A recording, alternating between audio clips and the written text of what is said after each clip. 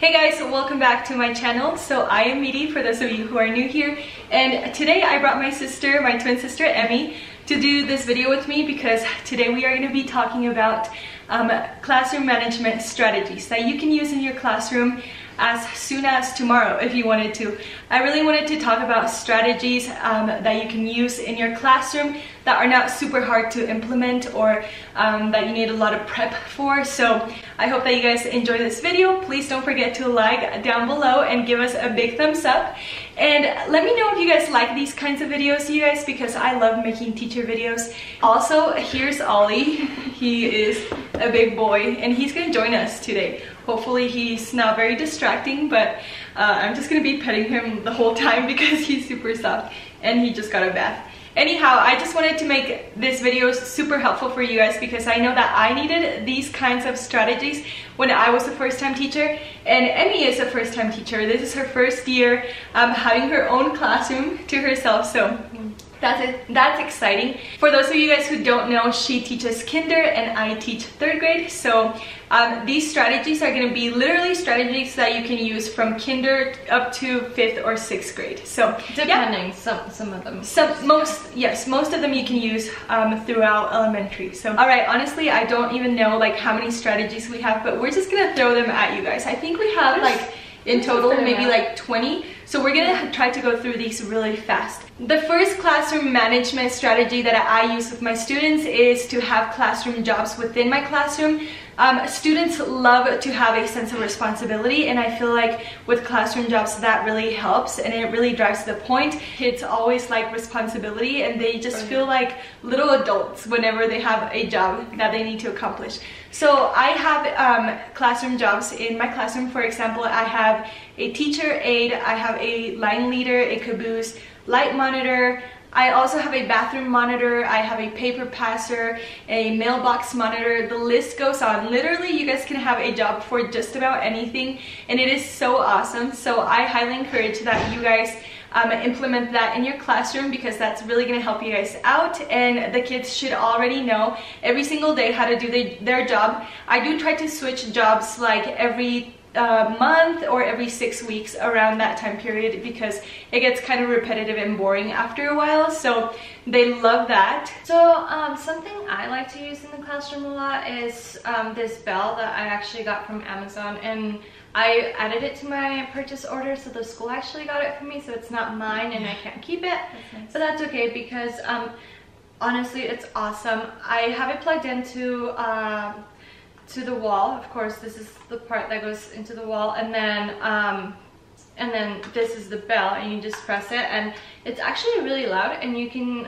choose the volume and the tune that you want to. Mine sounds, I wish I could show you guys, but it just sounds like dun dun dun dun. And I think you have like a bunch of different ringtones, right, on this one? Yes, but I think you can only use one ringtone at a time. I don't know, honestly. I only use it for cleanup, and it is awesome for cleanup. I do have my subs, if I ever have a sub, I do have my subs use it and they love it. I don't feel like I'm ever having to like yell when I'm using this, or honestly I don't even yell in the classroom. Like of course when kiddos are not doing what they're supposed to, then I do that, but if it's like anything like having to do with cleanup or any type of, what would you call, like transition, yeah, they kind of already know that as soon as I click the bell, they hear the bell, they know that they should be cleaning up, they know that they should be at their desk showing me that they're ready for our next task after they clean up. So, and I also use the bell, but I use it a little bit differently. So I use it kind of as like a warning, like, hey, you're being too loud, instead of me having to yell over them like, hey guys, be quiet please, you know. Instead of doing that, I just ring the bell, and as soon as I ring the bell, they quiet down, and if they don't quiet down, then I add a recess minute to the board. Which also brings me to the next strategy, and the next strategy for classroom management that I use it's called recess minutes. And what I do is I write on the board recess minutes, and every time my kids are being too loud or are doing something that they're not supposed to, I add a minute, but I don't tell them about it because I'm very big on doing no anger lecture threats or warnings when I teach. And so I don't even say, oh guys, I'm about to add a recess minute. No, I just go to the board. I make it a point, like I get really loud when I open my expo marker, so I can already see, so that my kids know, like, oh snap, she's about to add a recess minute. It's so funny because I feel like we look so like so young, and like, I don't know, like you wouldn't think we're like strict with our students, but I feel like we're actually strict, but in a loving way, in a sense. And like things like that, you don't show anger, necessarily. And I can be really fun, but like my kids get to pick like what kind of Miss Baca they want to see. Anyways, with the recess minutes, it's really cool because every time I add a recess minute, that means that they have to put their head down for 1 minute before we go to recess, or 2 minutes, or 3 minutes, or however long. Once we get to 5 minutes, they do have to walk the line around the playground for 5 minutes. It's not a line, it's actually, well, it's not a literal line. Trail, like, yeah. Like I just call it a line because I'm like, oh, you guys have to walk the recess line for recess today. So they usually have to do that for 5 minutes. And the reason I don't do more than 5 minutes with their heads down is because I don't want them to miss recess, and I feel like recess is really essential. Like I don't feel like me taking recess away is gonna benefit them. If anything, it's gonna make them rowdier and just not behave, you know, as well. So yeah, I think that really helps. So are you saying you have them walk around the playground if they've crossed the 5 minute? Yep, once they cross the 5 minutes, they have to walk around the playground for 5 minutes. And sometimes, guys, usually I will have those students that, you know, are always quiet and are not the ones that are getting in trouble, you know, like their classmates are the ones getting them in trouble. So usually, like after a couple of laps, I'm like, hey, you can go play, hey, you can go play, hey, you can go play. And then eventually I just have the troublemakers keep walking the line. So yeah, it works out really good. I definitely have my kiddos do that. This is Tim the Tattle Turtle. And actually my kiddos named him. I gave them a chance to pick a couple of names, and they liked Tim the Tattle Turtle because it matches TTT. Honestly, it is so awesome that I already don't really have issues with tattling as much. But when I do, I tell them, oh, you know what, I don't really want to know about that. I'm sure Tim the Tattle Turtle would love to hear about that. So anything like, oh, so-and-so took my pencil away, so-and-so stole this, blah, blah, blah, anything like that, I just say, oh, go tell Tim the Tattle Turtle, because he's probably really excited to hear about that, you know? And actually, you wouldn't think, like, it sounds something super silly, but like you would not think they actually would go up to Tim, and they do. And it's so funny because like the whole class gets really quiet because they're curious to see what they're talking to him about. And yeah, it's honestly awesome. So that's a super awesome classroom management tool, especially for the kindergarten level. Even like kinder through second, maybe, like, it's awesome. So the next one is a super easy thing to implement, and actually I just started implementing this like 2 weeks ago, and it has been really great. So it's called Ask 3 Before Me. A lot of kids, they can hear what you're saying, but they don't really listen to what you're saying. So this rule is, if, like, for example, I say, hey guys, turn to page 43 in your math books, and then like 2 seconds later a student is like, what page, what page? So I always remind them. So yeah, me too. I get it. But anyways, I always remind them, hey guys, ask 3 before me. That means that they have to ask 3 of their classmates before they come and ask me, because it gets really annoying whenever I have like a million students asking me what to do after I've already said the directions like 2 or 3 times, and I do not like to repeat myself over and over. So I think that that's really effective, and it's super easy to implement. And I don't even have to tell them. Even when they ask me, hey miss, what did you say? I can just say, hey guys, ask 3 before me. You know, I can just remind them, or I just say 3 before me, and then they go and ask other classmates. So it works out really well. I like that. The next strategy I like to use is for transitions, and this is super easy again. All I have to do is I have to say, hey guys, I want you guys to get your math books and open to page 20, or hey guys, I want you guys to come and meet me at the rug. And as soon as I say that, I start counting down. It might be counting down from 20 or from 10 or even from 5 seconds. And they know that as soon as I get to 0, their bottom should be on the carpet, crisscross applesauce, facing me quietly. And if that doesn't happen, then I'm like, oh bummer, we weren't here on time, so I have them go sit back down, and then we try it again. So that works really well, and that works really well with any transition, you guys. Just counting down, like from 10. Just meet me at the rug in 10, 9, 8, 7, 6, 5.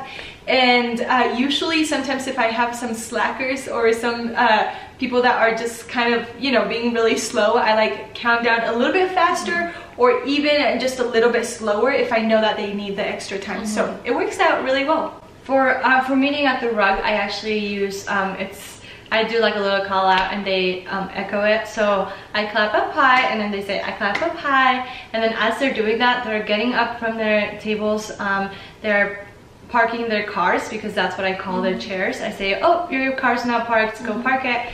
And I think that's really, it makes it more fun. Right. So, but anyway, going back to the rug, I just say, I clap up high, and they echo it. I clap down low, I jump, jump, jump, and down I go. And so they echo it every single line. And by the time they say down I go, they are with their spoons in their bowls, crisscross applesauce. These are the spoons, this is the bowl. And yeah, so it works great for kindergarten. That's awesome. You don't have to be perfect. You don't have to be perfect as a teacher, and trust me, this is my 4th year teaching, and I feel like this year I'm like rocking it because of all of this repetition that I've done all the other years. You guys, it takes time, and some of the things that work for us might not work for you and for your kids. It just depends, seriously. Like it depends on the school year, it depends what kind of kids you have, but just try it out. It doesn't hurt. And I feel like whenever I started becoming a teacher and it was my 1st year and stuff, I had to do so much research on classroom management. So don't be scared to do that. Like, you are not a bad teacher. Even if you reach out to other teachers, like I have learned so much from a bunch of other teachers, especially teachers who have been teaching forever. They are the best people to go to advice for. So I've learned a lot from people online.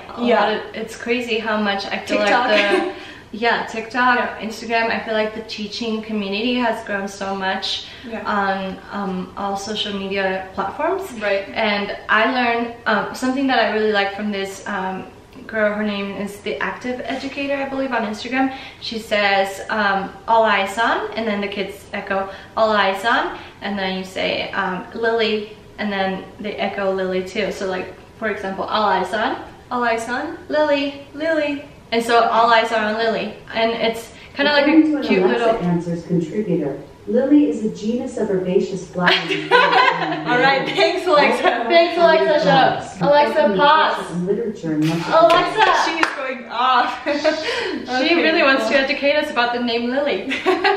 Anyway, so yeah, I really like that. And with what you just said, like, yes, I do a lot of call outs, and I feel like that works so good.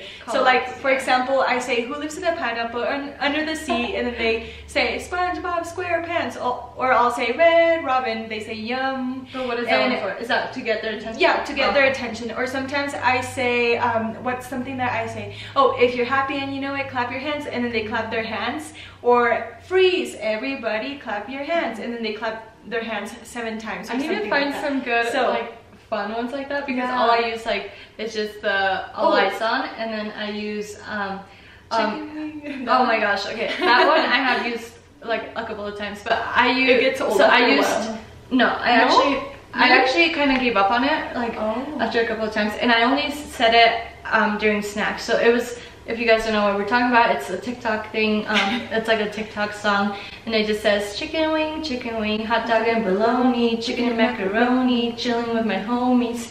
But the one I would say chilling with Miss Baca. Anyway, I got it from TikTok. I only used it a couple times. I don't know, I might use it again. It is kind of fun, but I just didn't want. I started hearing kids talking about how they go on TikTok, and I just didn't want Kinders too. I didn't. So that's why I stopped. Yeah. So the next thing I like to do while I'm at the rug, especially when I'm using think, pair, share or turn to your partner. So first, when I give them a prompt like what did you do this weekend, and I just say tap tap tap, and everyone knows tap tap tap. They should be tap tap tapping, because I want them to think about what they're going to say before, because sometimes they don't think about that, and they end up not really answering the question or something like that. They just like want to raise their hand. Yeah, that was just a random prompt, but I mean, you know what I mean. Based on the book we're reading. And I really noticed some of them are tap tap tapping as they are closing their eyes, and it really does help them come up with a better question, or like think about what they're gonna say before they say it. And then something that I do once I want them to come back to me, to face their attention to me, after they're done sharing with their partner, I just say, and usually I stop it with my thumb because it can kind of keep going like an echo. But yeah, they know automatically, even if they didn't finish their sentence, they should be completely silent and ready for our next either prompt or to share with the whole group after that. So alright guys, and the next strategy I have only been using for about 2 weeks as well. I have never done this before. I wanted to, but I thought that it was going to take way too long. It turns out, you guys, it's actually not that time consuming as I thought it was. So what I'm talking about is having a morning slideshow for your students, and this slideshow contains morning or bell work. So whenever my kids come into the classroom, they look at my screen and they see what they have a reminder on the board. I am saying good morning with my Bitmoji, and then I am saying what they need to do. So there's three things that they need to do whenever they get into class. First, they need to put their backpacks away. They need to get their iPads out, and then they need to go on Alex, which is like a math program that we use. And they do that for 15 minutes, and that will give them a time to just like settle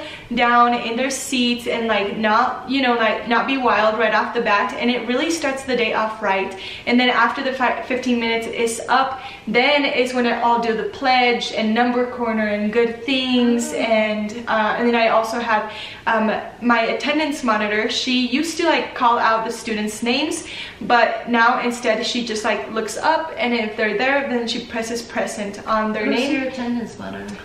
One of my little girls. So it's like a job.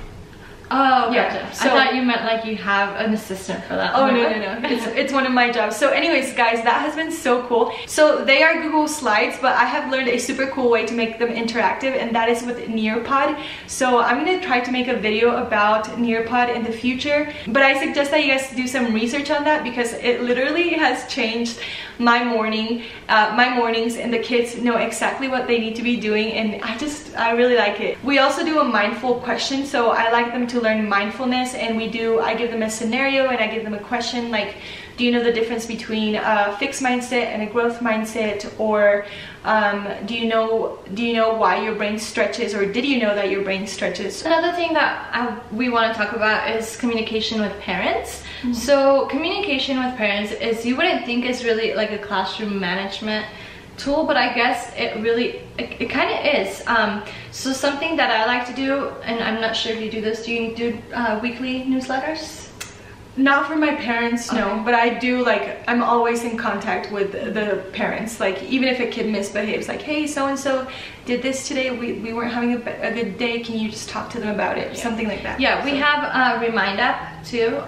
So I get in contact with my parents on Remind app, and it's super easy. I can send announcements to all of my parents at the same time, things like that. But another thing that I like to use are newsletters, just to kind of tell parents kind of what we are learning for the week, tell them what their homework is and what they should be bringing back with them the next Monday morning. I think it's slowly working, but at the beginning of the year, I didn't even have, like, my kiddos, I mean, they're only kinders, they're still learning to be responsible for their own, for themselves. And so I'm eventually, or slowly, I'm getting some kiddos that are bringing back books, bringing back homework. They're actually turning in homework. They're coming prepared for the week. Even as something as small as like bringing their water bottle back to school because they wash it, they take it home to wash it over the weekend. Things like that. So it helps to communicate with parents that way. And she uses the Remind app, which is great. I've used it in the past. I use Classroom, the Classroom app, Classroom with a K, and they both work really good, but mine works like a Facebook feed, so it's really nice because I'll post like pictures and I'll message parents individually and about a problem, and that really does help you guys with your classroom management because one, it keeps you organized, and two, it just keeps the students more accountable once their parents know what's going on in the classroom. And a lot of kids will come up to me and be like, hey, did you talk to my mom about me like misbehaving? And sometimes I'll be like, yeah, I'm sorry, I have to talk to your mom about it, or if they ask me that, I'm like, well, I might have to if it keeps going on. So it's really cool, and I really like it. I think that having an open communication with parents is so important in the classroom.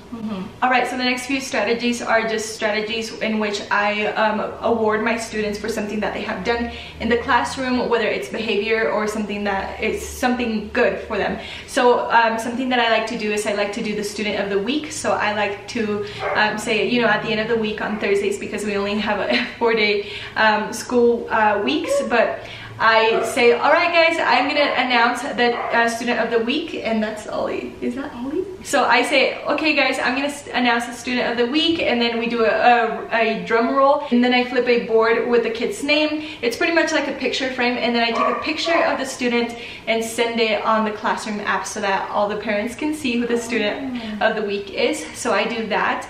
Another thing that I do as well is I do the table challenge. So at the end of the day, they have like 10 minutes to clean up around the classroom and get their homework and get their backpacks and pack up and organize my classroom again. So the table challenge winner will get like a piece of candy or a treat from me, and I make sure that they have picked up like 3 to 5 to 10 pieces of trash every single day. They need to show me. I have like clusters of desks, so their table needs to be organized, and then I pick the table winner at the end. So that works really well for me. It's a way to award my students for their good behavior, but not necessarily like hold a carrot up and just be like, hey, like come and get it. And by that I mean like I want them to be intrinsically motivated to do good, and not just do it for the reward. Right, not do it for the reward. So that's what I mean by that. So yeah. Kind of going off that, I don't have like a student of the month or week or anything like that. Did you say week? Yeah, week. But something that I like to use to have keep my classroom clean is every time before transitioning to like a different task or a different subject, I have my students put their heads down, or pretty much they show me like that they're ready to move on by showing me that they're ready, and they put their heads down on their table with nothing. I do not like having even one pencil on the table. As soon as I see one pencil on the table, something tiny, I have them put it away. I have toolkits for them, so they have their toolkits on the next to like a leg of the table, and that's where all of the things that they need should be. And then also I have a secret trash at the end of the day. I do have them pick up 20 crumbs, believe it or not, 20 crumbs or 20 pieces of trash. You wouldn't think that like they actually would be so into picking up crumbs, but honestly, like right after snack, it gets super messy, and that's towards the end of the day already, so it's okay. So it's kind of like already time to clean up in a sense, or start preparing. So yeah, 20 pieces of crumbs each, and it really does work. And then also I do a secret trash. So I spot a piece of paper, and if a student picks that one up, I say, oh, look at Finley picked up the secret trash, and then that's when I give a reward. It's of course like at the end of the day, so I have them put it in their backpack. If I ever do give them a prize or like a piece of candy, it's not like you said, it's more like intrinsic motivation, but also like if they win, we do like a Family Feud sight word game. If they win that, I gave them a prize, and then they have to put it in their backpack. They cannot play with it or eat it or anything like that until they get home and they get permission from their parents. And that's super huge in our school district. We use an approach to teaching and also parenting. It's called Love and Logic, and some of you guys might be familiar with it, but it works really well. So like they really don't want our students to be extrinsically motivated. That you shouldn't have something, a reward for every good thing that a student does. Like they should already know that that's the good thing to do or the right thing to do, but that doesn't mean that you can't ever award or reward your students with something. Oh gosh, Ollie. Sorry, my dog was barking, so if you hear that in the background, hopefully you don't. So he went with Bailey and now he's coming. Oh, hi! We Are you feeling left out? Are you feeling feeling left out, you little muffin? You little muffin. Oh gosh, he's gonna be so excited. Okay, relax. You were gone for 2 seconds. Relax. Okay, relax. Oh my goodness. Chill out. Oh my goodness. Alright guys, I think that's a cue for us to stop this video, but we shared with you guys a bunch of classroom management strategies that you can use in your classroom right away, and I hope that you guys really got something from this video. And I feel like we could even do a part 2. I mean, this is not even my We've only gone through This is not even my channel, but I feel like we could do a part 2 or a 3 or 4 because there are so many things that we haven't even talked about that we use in the classroom. And it's so hard sharing all of them in just one video. So if you guys would like to see part 2 to this video, that would be cool. Maybe we can film it I can talk about my quiet coyote that is so popular. Yeah, that's true. But anyways, thank you, Emmy, for being a part of today's video. Thank you for being the guest speaker today. And I hope that you guys enjoyed my sister. If you want her to come back. He thinks Tim is a toy. It's not a toy. If you want Emmy to come back and do more videos. Tim is not a toy. If you would like Emmy to come back and do more videos with me in the future, go ahead and let me know down in the comments and like this video because I think it's really fun and we hadn't done a video in a long time together. So I can't even remember when the last time was. Like say like and subscribe. Like and subscribe. Alright, bye guys. I love you. Take care.